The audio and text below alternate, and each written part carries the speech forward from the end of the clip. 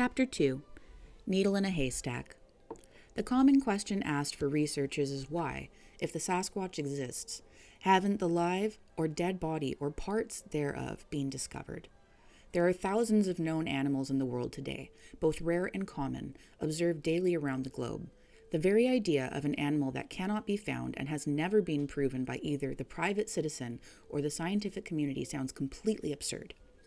Couple that with the knowledge that such an animal and similar creatures have been claimed sighted by one or more witnesses right around the world for many years but never brought into captivity adds even less credibility to the idea of his existence. The Sasquatch, however, is most certainly not the only creature sighted but never confirmed as actual. Cryptozoology is the formal name of the study and research of unproven species. Such animals as the Ogopogo and the Loch Ness Monster, as well as the Sasquatch, have eluded capture despite ongoing research and upgraded testing methods. It would be easy to dismiss all of the above creatures of the imagination unless it is understood that the science of cryptozoology is not a well-staffed field. There are very few serious researchers looking into claims of creatures not featured in anyone's zoo. While attending this year's conference on cryptozoology at the University of Pullman, Washington, I had the opportunity to meet a man extremely well known for his research into the Sasquatch. Rene Desjardins has been looking into reports and following up sightings for nearly 30 years. He co-authored the book Sasquatch, 1979, Dale Hunter, Rene Desjardins, and has been credited with being the first person to devote himself completely to the finding of the Sasquatch. To this day, Mr. Desjardins has not had the experience of actually seeing one. With very few people working on the discovery of a Sasquatch or the confirmation of its non-existence, the fact that even common animals often elude sighting for long periods of time can add to the possibility that the right person has just not been in the right place at the proper time. To give an example of what I mean by common animals eluding sighting, I will briefly take you back to the spring of 1986. In 1986, I was serving with the Army 1st Battalion, PPCLI, and stationed in Calgary. On the day of our practice for the regimental ceremony for trooping of the colors, a small private plane crashed near a mountain in the Kananaskis region.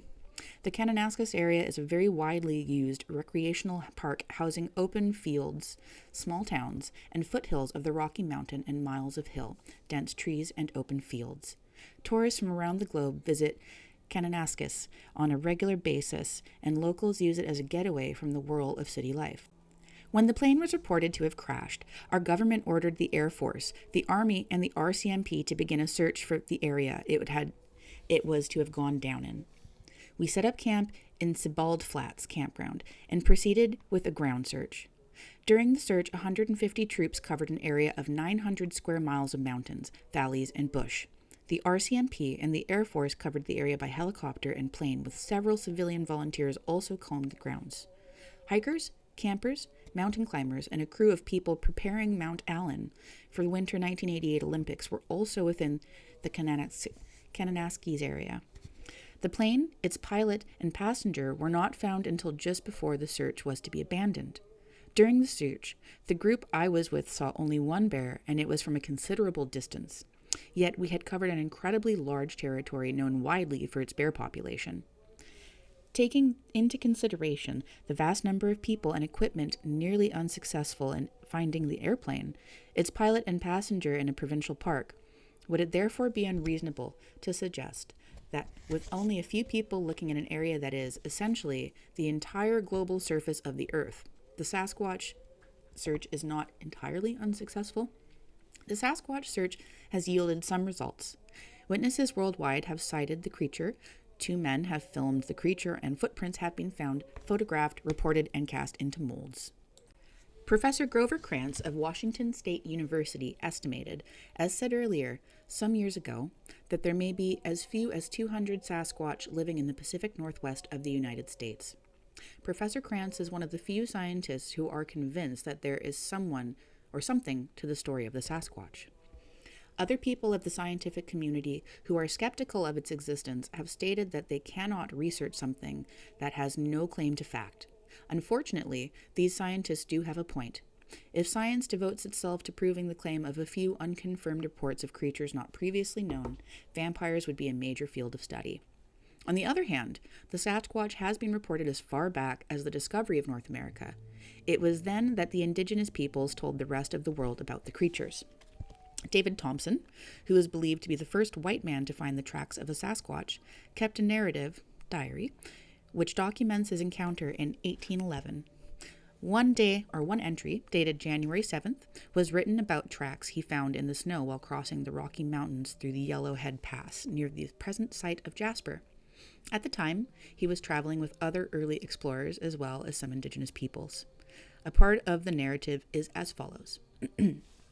Continuing our journey in the afternoon, we came on the track of a large animal in the snow, about 6 inches deep on the ice. I measured it, 4 large toes, each of 4 inches in length. To each a short claw. The ball of the foot stuck 3 inches lower than the toes. The hinder part of the foot did not mark well, the length of 14 inches by 8 inches in breadth, walking north to south and having passed about 6 hours. We were in no humor to follow him. The men and indigenous peoples would have it to be that the young mammoths, and I held it to be the track of a larger grizzled bear. Yet the shortness of the nails, the ball of the foot, and its great size was not that of a bear. Otherwise, that of a very old bear, his claws worn away. This the indigenous peoples would not allow. Thompson, David, page 36. Strangely, the indigenous peoples with him did not report the tracks to be that of a Sasquatch. This had led some to believe that it was not a track of the creature. The size of the print, however, could not be easily identified with any other animal. The prints were reported to be 14 by 8 inches in size, not the shoe size of your average grizzly bear. It would be safe to assume that a group of explorers passing through the Rocky Mountains would have encountered hundreds of animal tracks, as well as many animals on their journey. Accepting the fact that there were no automobiles in 1811 and travel was done on foot or horseback, it would have been safe to assume that David Thompson and his men were traveling a vast animal-laden area for an incredibly long time compared to modern travel standards. For Mr. Thompson to note the finding of tracks as an unusual occurrence, he would either have to have lost his marbles, been exceedingly bored, or discovered a set of tracks with rare qualities that they demanded both his attention and the time it would take for him to take note of them in his narrative. David Thompson not only wrote of the tracks once, but on his return trip the following autumn he mentioned them again. I now recur to what I have already noticed in an earlier part of last winter, when proceeding up the Athabasca River to cross the mountains in company with the men and 4 hunters. On one of the channels of the river, as we came to the track of a large animal which measured breadth by tape line. As the snow was about 6 inches in depth, the track was well defined, and we could see it for a full 100 yards from us. The animal was proceeding from north to south. We did not attempt to follow it.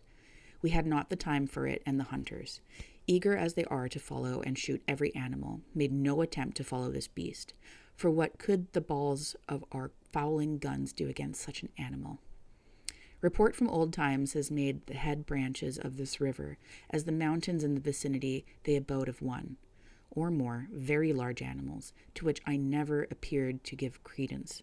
For these reports appeared to arise from the fondness for the marvelousness so common in mankind. But the sight of the track of that large beast staggered me, and I often thought of it, but yet could never bring myself to believe such animal existed, but though it might be the track of some monstrous bear. Although David Thompson's narrative is difficult to read and his grammar less than adequate by today's standards, the state of mind and his belief in what it was is impossible to ignore. Thompson believed that he had encountered the tracks of a beast which was commonly told of by the indigenous peoples. According to Thompson, the tracks were large enough and deep enough to scare even his bloodthirsty hunting party off from pursuit. Thompson measured the size of the tracks with a tape measure. He did not guess at the size. Then he recorded the shape, depth, and the ongoing length of the prints now in the snow. observing that these prints could be seen from 100 yards and were embedded in what he refers to as ice. The animal who made those tracks must have been extremely heavy and incredibly large. If Thompson and his men found the tracks of a bear, the bear broke all records for size and set a new time record for bear walking on its hind legs. Neither the hunters nor the indigenous peoples traveling in his party could adequately explain to Thompson's satisfaction what the species of animal was. Thompson had heard stories, however, and by autumn had concluded that what he saw was the very same animal we now call Sasquatch. With David Thompson's report, the witnesses of the Bighorn Dam construction site, footprints, hair samples, and a film, the only mystery left uncovered is why science has not yet begun a serious study into the question of the Sasquatch to determine, once and for all, if such an animal exists.